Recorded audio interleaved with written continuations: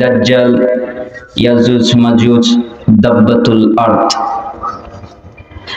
এই বিষয়ের উপরে আলোচনা করতে গেলে অনেক সময়ের প্রয়োজন এবং অনেক ধৈর্যের প্রয়োজন।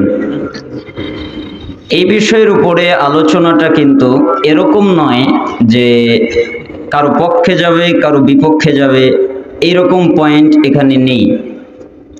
কেন? এই আলোচনা থেকে আমরা ইয়াজুজ মাজুজ কারা তা জানব। আলোচনা থেকে আমরা দাব্বাতুল আরদ, অলৌকিক পশু, একটা অলৌকিক পশু পৃথিবীতে বের হবে যা প্রত্যেকটা মানুষের কপালে লিখে দিবে এ কাফের এ মুমিন। এমনকি প্রত্যেকটা মানুষ একজন আরেকজনকে দেখলে বলবে তুমি কাফের তুমি মুমিন। কেন? তার কপালে দাব্বাতুল আরদ, অলৌকিক পশু লিখে দিয়ে গেছে। তো এই বিষয়টা আপনাদের ধৈর্যের অতীব জরুরি। আপনারা যদি ধৈর্য ধারণ না করেন তাহলে কিছু বুঝতে পারবেন না। থাকবেন তো ইনশাল্লাহ? আমি জানি আপনারা যারা বসেছেন, আমি বিশ্বাস আপনারা আমাকে ভালোবাসেন, এজন্য বসেছেন, তাই না?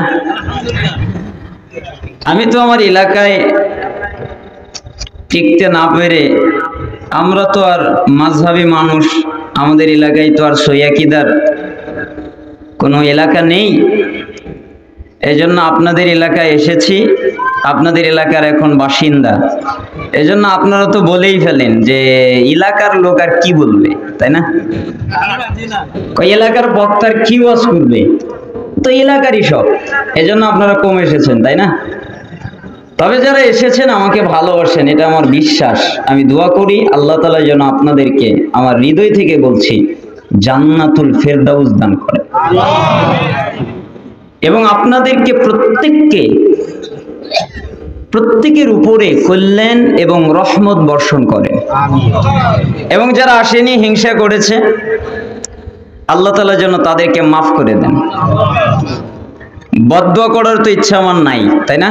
বদদুয়া করে তো আমার কোনো লাভ নেই। এই মাহফিল, ইসলামের সম্মেলন হচ্ছে, অনেক টাকা পয়সার প্রয়োজন। যুবকরা প্রথম উদ্যোগ নিয়েছে, আপনাদের এলাকায় করছে। আমি তো মার্চে কোনো প্রোগ্রাম করি না, এজন্য অফ করে দিয়েছি। আমি কোনো প্রোগ্রাম নেইনি যে বাড়িতে অবসর কাটবো। তো আপনাদের যুবকদের, এলাকার যুবকদের উদ্বেগ দেখে আলহামদুলিল্লাহ আমার ভাই আরিফ ভাই প্রোগ্রামটার ব্যবস্থা করেছে, সহযোগিতা করেছে। আমি আপনাদের মাঝে এসেছি। তো কিছু সহযোগিতার কথা বলা হয়েছে। আপনারা যারা এখানে উপস্থিত, আপনারা কি চান এই সম্মেলন আবার হোক? চান? কে কে চান? দুই হাত উঁচু করে দেখান। লিল্লাহি তাকবীর। হাত নামান। আমি আবার এক হাত উঠিয়ে আর এক হাত পকেটে কিন্তু ঢোকালাম না। তার মানে আপনারা প্রত্যেকেই চান এই সম্মেলন আবার হোক, তাই না? চান না? তো এখানে দান করা কর্তব্য না কর্তব্য না? দান করবেন। হাদিস তো অনেক আছে, দান করলে গুনাহ মাফ হয়, দান করলে বালা কেটে যায়, দান করলে অসুস্থ লোক সুস্থ হয়ে যায়, দান করলে বিপদ কেটে যায়, দান করলে ওটা আল্লাহর কাছে জমা থাকে, দান করলে আল্লাহ ওই দানকে বাড়িয়ে দেয়, দান করলে এ কারণে আল্লাহ তাকে জাহান্নাম থেকে বাঁচায়। অনেক ফজিলত আছে, আপনারা জানেন। তো আমি আপনাদের কাছে আবদার করব, 5 টাকা হলেও, কেউ বাকি যাবেন না, 5 টাকা হলেও দান করবেন। রাজি আছেন? এবার যদি বলেন যে বক্তা তো দান করে না, তা আমরা কি করব? তা আমি দান করলে আপনারা করবেন তো? করবেন? 1000 করব? 2000? 3000? 4000? আচ্ছা যান, 5000 করে দিলাম। খুশি আপনারা? তাহলে আমি যে দান করলাম, তো আপনাদের দান করা জরুরি না? আমি দান করলাম, তো আপনাদেরও দান করা জরুরি। তো আপনারা কি দান করবেন? সবাই রাজি আছেন? আমি 5000 টাকা দান করলাম। আল্লাহ সুবহানাহু ওয়া তাআলা এই ইসলামী সম্মেলনকে কবুল করুন। যুবক ভাইরা যারা আছেন কমিটির বা সদস্যবৃন্দ, আপনারা ভিতর দিয়ে চলে যাবেন, মিস করবেন না। মিস করলে আল্লাহর কাছে আপনাকে জবাবদিহি করতে হবে। আপনি আল্লাহর কাছে জবাব দিতে বাধ্য। এই এলাকা আমার নয়, আমার বাপ দাদার জমি এটা নয়। আমি চাই আপনার এলাকায়, এই সমাজে তাওহীদ প্রতিষ্ঠিত হোক, শিরকের আখড়া ঘুরে যাক, দুমড়ে মুচড়ে যাক, এলাকা থেকে তাওহীদপন্থী মানুষের জন্ম হোক এবং তাওহীদ নিয়ে তারা কবরে চলে যাক, তাই না? তাহলে আপনাদের দান করা জরুরি। দান করবেন বেশি বেশি করে, যেন এই ইসলামী সম্মেলন আগামী বছর সফলতা লাভ করতে পারে। মহিলা প্যান্ডেলে মা বোনেরা যারা আছেন, আপনারা সবাই দান করবেন। আল্লাহ সুবহানাহু ওয়া তাআলা যেন আপনাদের দানে বারাকা দান করেন।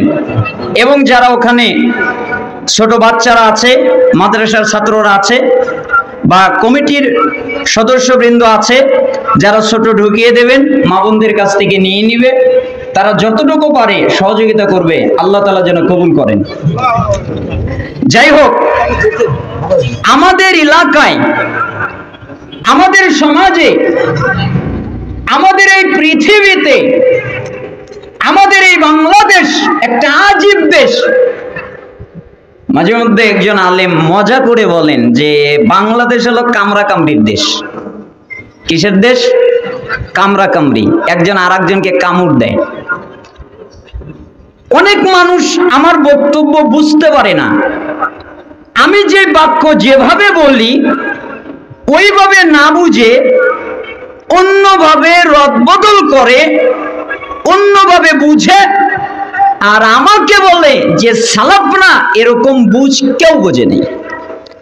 আমার কাছে একটা কিতাব, আরবি কিতাব আনলে তো আপনারা বলতেন যে আরবি কি আর আমরা পড়তে পারি, তাই না? এই জন্য বাংলা কিতাব। কি কিতাব? বাংলা। নাম হলো ওহে সুন্নাহর অনুসারীগণ, পরস্পরের প্রতি কোমল হন।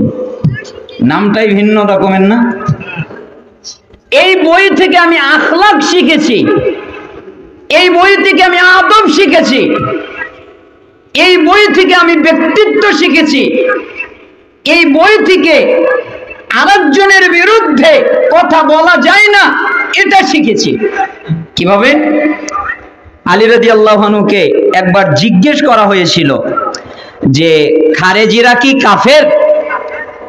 আচ্ছা, আপনারা কি মনে করেন সমস্ত বক্তা, বাংলাদেশের যত আলেম, যত সালাফি আলেম, প্রত্যেকের দাবি খারেজিরা কাফের, প্রত্যেকের এই আকীদা। তো আলী রাদিয়াল্লাহু আনহুকে জিজ্ঞেস করলেন খারেজিরা কি কাফের? আলী রাদিয়াল্লাহু আনহু বললেন তারা কুফর থেকে পলায়ন করতে গিয়ে এই দশা হয়েছে। কাফের বললেন না, কি বললেন? তারা কুফর থেকে পালাতে চেয়েছিল, এই কারণে তাদের এই দশা হয়েছে। তারপরে বলা হলো তবে কি তারা মুনাফিক? আলী রাদিয়াল্লাহু আনহু বললেন মুনাফিকরা তো আল্লাহকে অল্প স্মরণ করে, বেশি তো স্মরণ করে না, তারা আল্লাহকে অল্প স্মরণ করে। এরপরে বললেন তাহলে তারা কি? আলী রাদিয়াল্লাহু আনহু বললেন তারা ওই সম্প্রদায় যারা ফিতনায় নিপতিত হয়ে অন্ধ বধির হয়ে গেছে এবং আমাদের বিরুদ্ধে বিদ্রোহ করছে, যুদ্ধ করছে, তাই আমরাও তাদের বিরুদ্ধে যুদ্ধে নেমেছি। কিন্তু আলী রাদিয়াল্লাহু আনহু খারেজিদেরকে কাফের বললেন না। কি বললেন না? কাফের বললেন না। আত-তামহিদের 15 খণ্ডের 286 পৃষ্ঠায় এবং মুসান্নাফ ইবনে আবি শাইবার 37942 নম্বর হাদিস, এটা সনদ সহিহ।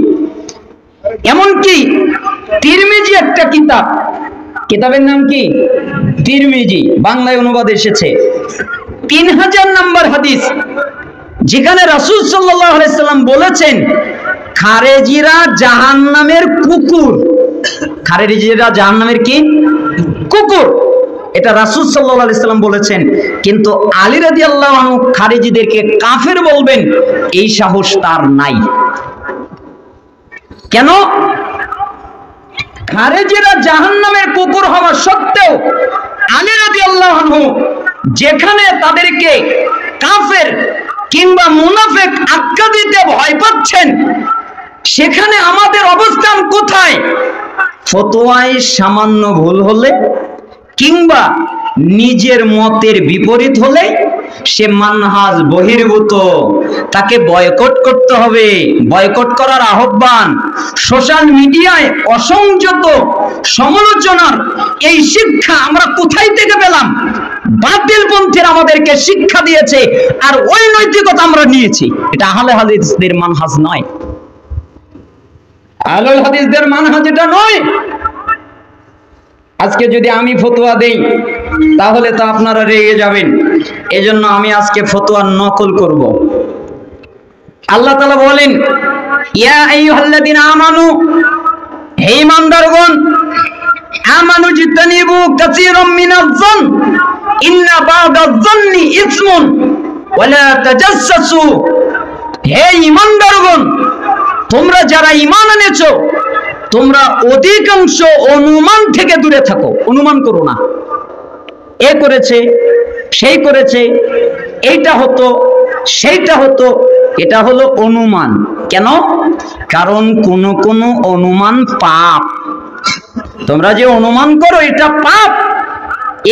এবং তোমরা একে অন্যের বিষয় সন্ধান করো না।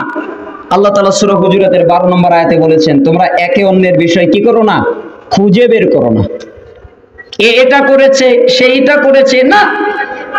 বুখারী 6064 নম্বর হাদিস, মুসলিমে 2563 নম্বর হাদিস, রাসূল সাল্লাল্লাহু আলাইহি সাল্লাম বলেন, ইয়াকুম আয-যন ফাইন্না আয-যন্না আকযাবুল হাদিস ওয়ালা তাহাসসাসু ওয়ালা তাজাসসাসু ওয়ালা তাহাসাদু ওয়ালা তাবাগাদু ওয়ালা তাদাবারু ওয়া কুনু ইবাদাল্লাহি ইখওয়ানা। তোমরা ধারণা করা থেকে বেঁচে থাকো, কেননা ধারণা হলো সবচেয়ে বড় মিথ্যা।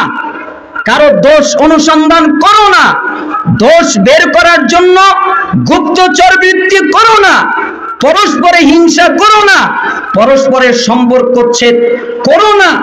আল্লাহর বান্দা হিসেবে তোমরা একে অপরে ভাই ভাই হয়ে যাও। এই আয়াত আমি কি বুঝলাম আর সালাফরা কি বুঝলেন? সালাফদের বুঝে যায় এই হাদিস, আমি কি বুঝলাম আর সালাফরা কি বুঝলেন? আমিরুল মুমিনিন ওমর ইবনুল খাত্তাব রাদিয়াল্লাহু আনহু তিনি বলেন, তুমি তোমার মুমিন ভাইয়ের ব্যাপারে যত সম্ভব ভালো ছাড়া মন্দ করবে না, মন্দ ধারণা করবে না। তোমার মুমিন ভাইদের ব্যাপারে যদি ভালো ধারণা করতে পারো করো, যদি ভালো ধারণা করতে না পারো মন্দ ধারণা করো না। কেন? মন্দ ধারণা করলে তুমি বিপদে পড়ে যাবে। তাহজিব গ্রন্থে ভাষ্যমতে বকর ইবনে আব্দুল্লাহ আল মুজানি রাহিমাহুল্লাহ উনি বলেন, তুমি এমন একটা কথা থেকে বলা থেকে বেঁচে থাকো যে কথা সঠিক হলে তোমাকে কোনো সওয়াব দেওয়া হবে না, কিন্তু যদি ভুল হয় তাহলে তোমাকে পাপ দেওয়া হবে। আর সেটি হলো তোমার ভাইয়ের ব্যাপারে মন্দ ধারণা করা। আমি যদি আমার ভাইয়ের ব্যাপারে ভালো বলি, সঠিক যদি হয় তাহলে কোনো পাপ নেই, আর ওটা যদি সঠিক না হয় তাহলে আমার কি আছে? পাপ। এটা সালাফদের ব্যাখ্যা। আবু কিলাবা আব্দুল্লাহ ইবনে যায়েদ আল জারমি রাহিমাহুল্লাহ এটা বলেছেন। এমনকি সুফিয়ান ইবনে হুসাইন রাহিমাহুল্লাহ উনি বলেন, এমনকি ইমাম আবু হাতিম ইবনে হিব্বান আল বুস্তি রাহিমাহুল্লাহ উনি বলেন, জ্ঞানী ব্যক্তি যেই ব্যক্তি দাবি করবে আমি জ্ঞানী, ওই ব্যক্তির জন্য আবশ্যক হলো অন্যের দোষ ত্রুটি খোঁজা পরিহার করে নিজের দোষ ত্রুটি সংশোধনের মনোনিবেশ করার মাধ্যমে নিজেকে নিরাপদে আঁকড়ে ধরা। তার মানে আর একজনের দোষ খোঁজার তোমার দরকার নেই। কেন? তুমি তোমার দোষ খুঁজে বের করো, তাহলে তুমি জাহান্নাম থেকে বাঁচতে পারবে। তুমি যদি আর একজনের দোষ খোঁজো তাহলে তোমার কোনো উপকার নেই। আচ্ছা আপনারা বলেন, আর একজনের দোষ খুঁজলে উপকার আছে? কার দোষ খুঁজলে উপকার আছে? নিজেরটা। কেননা যে ব্যক্তি অন্যের দোষ ত্রুটি না খুঁজে নিজের দোষ ত্রুটি নিয়ে ব্যস্ত থাকে, সেই ব্যক্তি তার দেহকে স্বস্তি দেয় এবং হৃদয়কে ক্লান্ত করে তোলে না। তার দেহটা শান্তি পায় এবং হৃদয়টা ক্লান্ত হয় না। কাজেই যখনই সে নিজের মধ্যে কোনো দোষ অবগত হয়, অনুরূপ দোষ অন্যের মধ্যে দেখলে সেটা তার কাছে সহজ হয়ে যায়। কেন? সে ভাবে আমার মধ্যেও তো এই দোষটা আছে, তাহলে অন্যের মধ্যে থাকবে না, এটা তো আর খারাপ কিছু নয়, থাকতেই পারে। আর যে ব্যক্তি নিজের দোষ বাদ দিয়ে অন্যের দোষ নিয়ে ব্যস্ত হয়ে পড়ে, তার অন্তর অন্ধ হয়ে যায়, শরীর পরিশ্রান্ত হয়ে যায় এবং নিজের দোষ ছেড়ে দেওয়া তার জন্য কঠিন হয়ে যায়। কথাটা কি আপনারা বুঝতে পারছেন? অনেক দামি কথা। মানে নিজেকে নিয়ে ব্যস্ত থাকবেন, আরেকজনকে নিয়ে চিন্তা করার আপনার সময় কি? আরেকজনের দোষ দেখার আপনার সময় কি? এজন্য সালাফরা বলতেন, ওই ব্যক্তি সবচেয়ে ভালো যে ব্যক্তি নিজের চিন্তা করে, ওই ব্যক্তি সবচেয়ে খারাপ যে ব্যক্তি নিজের চিন্তা করে না, অপরের চিন্তা করে। আচ্ছা আপনি বলেন তো, একটা লোক বিড়ি খাচ্ছে, কি খাচ্ছে? বিড়ি। তো একটা মুরব্বী চাচা রাস্তায় দিয়ে যাচ্ছে আর বলছে, ছেলেটা এত খারাপ কেন? ও বিড়ি খায়। ও কি খায়? বিড়ি। আর এদিকে দাদু খায় জর্দা। কি খায়? জর্দা। আচ্ছা বলেন তো, বিড়ির মধ্যে যেটা দেয় ওটা কিসের পাতা? তামাক পাতা না? আর এই যে জর্দা খায় ওটা কিসের পাতা? তো ও তো ধোঁয়া খায়, তুমি তো ডাইরেক্ট খাও, তোর চাইতে তো তুমি খারাপ। তোমার তো ভাবা উচিত, আরে ও তো বিড়ি খায়, ও কত ভালো আমার চাইতে, আমি তো জর্দা খাই। কেন আমার চেয়েও ভালো না? যে জর্দা খায় তার চেয়েও ভালো না? যে বিড়ি খায় অনেক ভালো ওর চেয়ে যে জর্দা খায়। এটা আবার বলিয়েন না, কালকে আবার মিডিয়ায় লেখেন না যে বাশার বলেছে বিড়ি খাওয়া ভালো। আমি কিন্তু তা বলিনি। যে জর্দা খায় ওর চেয়ে যে বিড়ি খায় ও অনেক ভালো, যে জর্দা খায় তার চাইতে। কেন? ও ডাইরেক্ট খায় আর ও ধোঁয়া খায়। কথা বুঝতে পারেননি? ওই লোকের সাথে আমি মেয়েকে বিয়ে দিব না। কেন? ও খুব খারাপ। কি করে?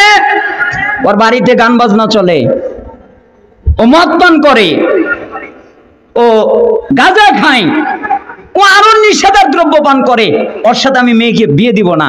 আর ও নামাজ পড়ে না। আচ্ছা কে খারাপ? যে মদ পান করে ও, জানে নামাজ পড়ে না ও? যে নামাজ পড়ে না ও খারাপ। তার মানে ওর বলা উচিত ছিল, আরে ও তো মদ পান করে, আমার চেয়ে অনেক ভালো, আমি তো নামাজ পড়ি না, আমি তো অনেক খারাপ। পৃথিবীর ভিতরে আসমানের নিচে জমিনের উপরে সবচেয়ে নোংরা, সবচেয়ে খারাপ, সবচেয়ে বর্বর, সবচেয়ে নিকৃষ্ট ওই ব্যক্তি যে নামাজ আদায় করে না।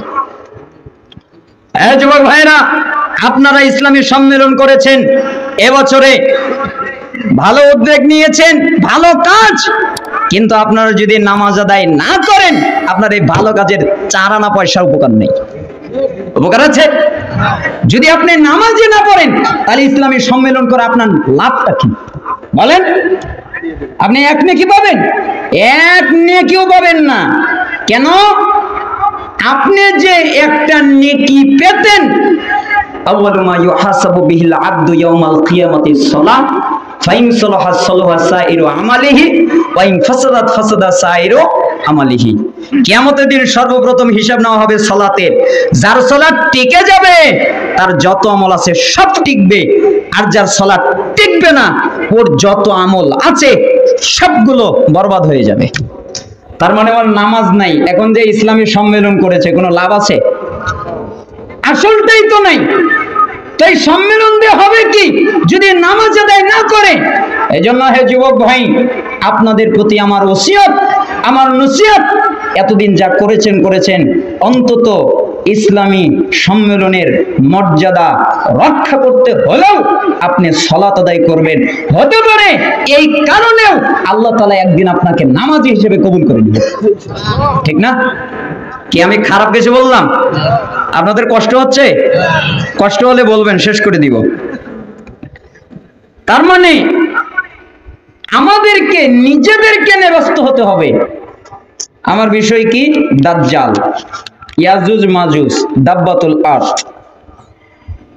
এই বিষয়টা খুবই তাহকিকি বিষয়, আপনাকে খুব মনোযোগ দিয়ে বুঝতে হবে। একটু অমনোযোগী হলে আপনার ক্ষতি হয়ে যাবে। ইয়াজুজ মাজুজ কে? ইয়াজুজ মাজুজ হচ্ছে আদম সন্তানের দুটি শাখা, দুটি বিশাল বংশ। তার মানে আপনি যে আদম আলাইহিস সালামের সন্তান, আপনি মানুষ, তাই না? আদম আলাইহিস সালামের সন্তান আপনারা কি? আমরা কি? মানুষ। ঠিক ইয়াজুজ মাজুজ আদম আলাইহিস সালামের সন্তান বংশধর। কথা বুঝতে পেরেছেন? তাহলে এবার প্রশ্ন হবে, ইয়াজুজ মাজুজ আছে না আসবে? সহজ জবাব, ইয়াজুজ মাজুজ আছে। ইয়াজুজ মাজুজ কি? আছে। আমরা এই পৃথিবীতে বসবাস করছি, ইয়াজুজ মাজুজও বসবাস করছে। কোন কোন কিতাবে আমি পড়লাম, কোন কোন কিতাবে পাওয়া যায় যে ইয়াজুজ মাজুজদের কেউ হবে খাটো, আবার কেউ হবে সাধারণ খাটো, আবার কেউ হবে বড়, আবার তাদের কেউ নিজের এক কান বিছিয়ে অন্য কান গায়ে দিয়ে শুয়ে পড়বে। জাতীয় সকল কথা ভিত্তিহীন, এগুলো কথার কোনো মূল্য নেই, এগুলো অগ্রহণযোগ্য কথা। বরং তারা আদম আলাইহিস সালামের সন্তানের নেই, একই ধরনের আদম সন্তান, তবে তারা এই পৃথিবীর সব জায়গায় চলতে পারত। জুলকারনাইন একজন সম্রাট। যখন জুলকারনাইনের যুগে ইয়াজুজ মাজুজ দুনিয়ায় ফিতনা ফাসাদ তৈরি করা শুরু করে দিল, উশৃঙ্খলা তৈরি করা শুরু করে দিল। ইয়াজুজ মাজুজ এই জাতিটা হলো ফাসাদ সৃষ্টি করার জাতি। এরা খালি ফাসাদ সৃষ্টি করে, এদের দ্বারা ভালো কিছু হয় না। এরা কি সৃষ্টি করে? ফাসাদ। আর এরা এমন একটা জাতি, যেই জাতির সাথে ঈসা আলাইহিস সালামও পারবে না। এই জন্য ওই জাতি যখন বের হবে, তখন আল্লাহ তাআলা ঈসা আলাইহিস সালামকে বলবে, পলাও, পলাও তুমি, কারণ তোমার এখন আর ক্ষমতা নেই। তুমি ইচ্ছা করলে ইয়াজুজ মাজুজকে মারবে, এই ক্ষমতা তোমার নেই। তুমি ইয়াজুজ মাজুজকে মারতে পারবা না, ইয়াজুজ মাজুজকে পরাজিত করতে পারবা না, এই জন্য পলাও। ওরা হলো বিশৃঙ্খলা তৈরি করা একটা জাতি। ওরা যে জায়গায় যায়, ওই জায়গায় বিশৃঙ্খলা তৈরি করে। তাদের ওই ইয়াজুজ মাজুজ আর তাদের কিছু প্রতিবেশী ছিল। যেমন এই যে আপনার এই সামনে দিয়ে একটা বাঁশ বাঁধা, তাই না? ওই বাঁশের ওই পাশে হলো ইয়াজুজ মাজুজ, দুটা জাতি, আর এই পাশে হলো মানুষ। আর ওই বাঁশটা হলো একটা পাহাড়। বাঁশটা কি? পাহাড়। তো এই পাহাড়ের মাঝখানের একটা জায়গা ফাটা, মানে যেইখান দিয়ে যাতায়াত করা যায়, খালি জায়গা, রাস্তাওয়ালা জায়গা, যেই জায়গা দিয়ে যাতায়াত করতে পারে।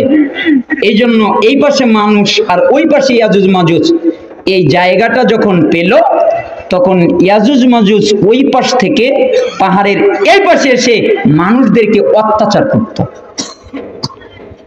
জুলকারনাইন যখন এই ঘটনা দেখতে পেলেন, তার কাছে যখন এই ঘটনা প্রকাশ হয়ে গেল, তখন মানুষেরা তাকে আবেদন করলো, আপনি আমাদের আর তাদের মধ্যে একটা ফাইসালা করে দেন। জুলকারনাইন সম্রাট, অনেক শক্তিশালী সম্রাট। তখন তিনি বললেন, ঠিক আছে, আমি এদের মাঝে তোমাদের মাঝে একটা ফাইসালা তৈরি করে দিব। তাহলে তোমাদের কাজ কি? কাজ? জুলকারনাইন একজন রাষ্ট্রপতি, তিনি বলছেন তোমাদের কাজ কি? কাজ? অনেকে বলে যে জুলকারনাইন নবী। জুলকারনাইন কিন্তু নবী না। কি না? নবী না। অনেকে বলে তিনি একজন নবী, কিন্তু জুলকারনাইন নবী না, উনি হচ্ছেন একজন রাষ্ট্রপতি। তখন তিনি বললেন, ঠিক আছে, আমি তোমাদের মধ্যে আর এই ইয়াজুজ মাজুজ আর তোমাদের মধ্যে একটা প্রাচীর নির্মাণ করে দিব। তাহলে তোমরা আমাকে সহযোগিতা করো। কি করো? লোহা এনে দাও। এরপরে লোহা এনে ওটাকে আটকে দেওয়া হলো। এরপরে বলা হলো তামা এনে দাও। এরপরে ওটাকে গলিত করে সীসা এনে দাও। ওটাকে গলিত করে লোহার উপরে ফেলে দেওয়া হলো। এরপরে বলা হলো এটা মজবুত প্রাচীর হলো। এটাই হচ্ছে জুলকারনাইনের সময়ে সবচেয়ে মজবুত প্রাচীর। এই প্রাচীরের মাধ্যমে জুলকারনাইন এই প্রাচীরটা দেওয়ার মাধ্যমে ইয়াজুজ মাজুজ এবং মানুষের মধ্যে সম্পর্কটা বিচ্ছিন্ন হয়ে গেল। তার মানে আগে সম্পর্ক ছিল, আগে মানুষ ইয়াজুজ মাজুজকে দেখতে পারত, ইয়াজুজ মাজুজ মানুষকে দেখত, ইয়াজুজ মাজুজ মানুষকে আক্রমণ করত। কিন্তু জুলকারনাইন বাদশাহ এদের মধ্যে প্রাচীর তৈরি করে দিলেন, আর তারা এই আক্রমণ করতে পারল না। অনেক বর্ণনায় পাওয়া যায় তাদের সংখ্যা নিয়ে, অনেক বর্ণনা আছে তাদের সংখ্যা অনেক, আল্লাহ ছাড়া কেউ জানে না। তাদের গঠন আকৃতি ভিন্ন প্রকৃতির।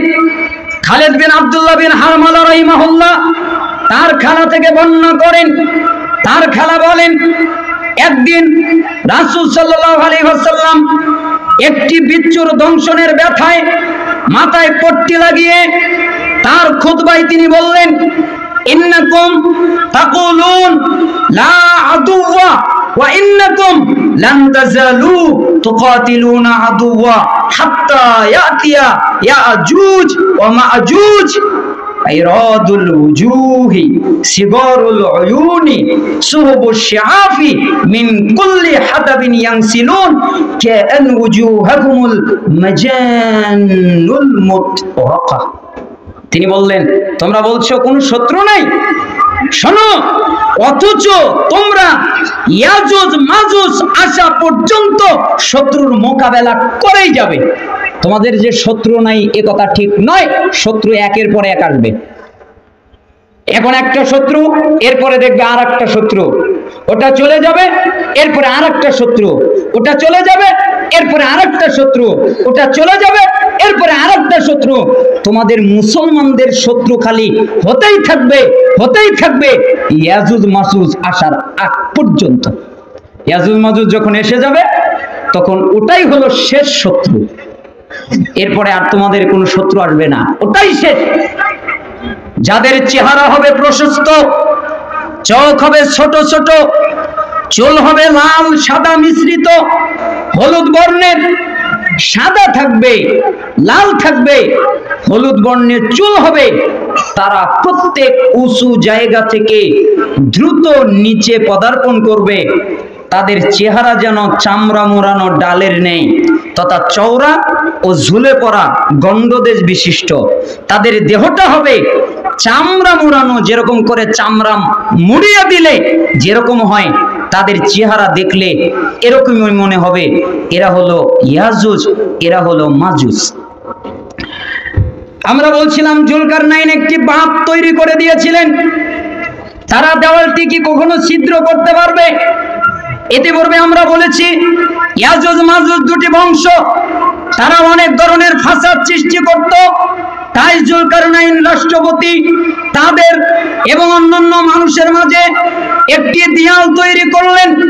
তখন তারা আর অন্য মানুষের নিকট পৌঁছতে পারল না, তাই তারা অবশ্যই দেয়ালের ভিতরেই রয়েছে।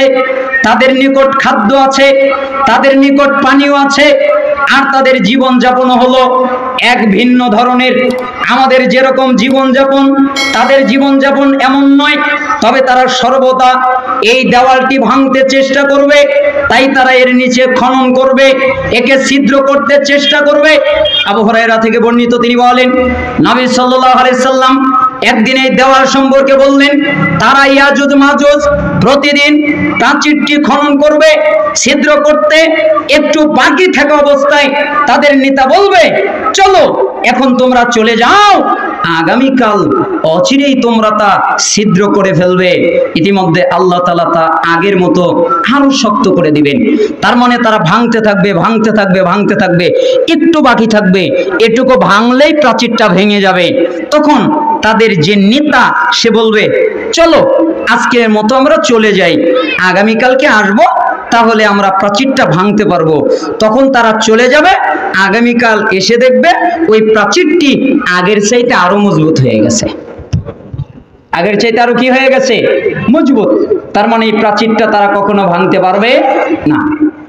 এক পর্যায়ে যখন নির্ধারিত সময় এসে যাবে, ইয়াজুজ মাজুজ এই মানব জাতির সামনে প্রকাশ হওয়ার সময় এসে যাবে, আল্লাহ যখন সমাজে পাঠাতে ইচ্ছা করবেন, তখন তাদের নেতারা বলবে, তোমরা এখন চলো, আগামীকাল ইনশাআল্লাহ আমরা এটা খনন করে ফেলবো। কি শব্দ বলেছে? ইনশাআল্লাহ। ইনশাআল্লাহ শব্দ বলেছে মানে ওটা আর মজবুত হবে না, যেখানে রেখেছে ওখানেই থাকবে। আগামীকালকে যখন তারা আসবে, আসার পরে দেখবে এরকমই রয়েছে, এরপরে তারা ওই প্রাচীরটি খনন করবে এবং সেটা ভেঙে যাবে, তারা জনসমাজে বের হয়ে যাবে। তখন তারা জমিনের যত পানি আছে সবগুলো পান করে ফেলবে, জমিনে কোনো পানি থাকবে না। এই যমুনা নদীর পানি থাকবে না, মেঘনা নদীর পানি থাকবে না, এই বঙ্গবন্ধু এই বঙ্গোপসাগরের পানি থাকবে না, আটলান্টিক মহাসাগরের পানি থাকবে না, ভারত মহাসাগরের পানি থাকবে না, আরব মহাসাগরের পানি থাকবে না, সবগুলো তারা খেয়ে ফেলবে। কোনো পানি থাকবে না, পৃথিবী হবে পানি শূন্য। কি শূন্য হবে? পানি শূন্য। পৃথিবীতে কোনো পানি থাকবে না, সবগুলো তারা খেয়ে ফেলবে, কোনো পানি থাকবে না। মানুষ তাদের দেখে পালিয়ে যাবে। এক সময় মানুষ পালাতে পালাতে একটি দুর্গের ভিতরে আশ্রয় নিবে। তখন তারা বলবে পৃথিবীতে মনে হয় কোনো মানুষ নাই। তারা সমস্ত মানুষকে মেরে ফেলবে, হত্যা করে ফেলবে। এক শ্রেণীর ইমানদাররা পলিয়ে যাবে, একটা দুর্গের মধ্যে আশ্রয় নিবে। কোন হাদিসে এসেছে একটা পাহাড়ের উপরে আশ্রয় নিবে। তখন ইয়াজুজ মাজুজ বলবে, আরে দুনিয়ায় তো আমরা সবাইকে মেরে ফেলেছি, আর দুইটা বাকি আছে। দুইটা কি? একটা বাকি আছে হলো এই যেই দুর্গ, এটা বাকি, আর একটা হলো আকাশবাসী। তাহলে চলো আমরা আকাশের তীর মারি।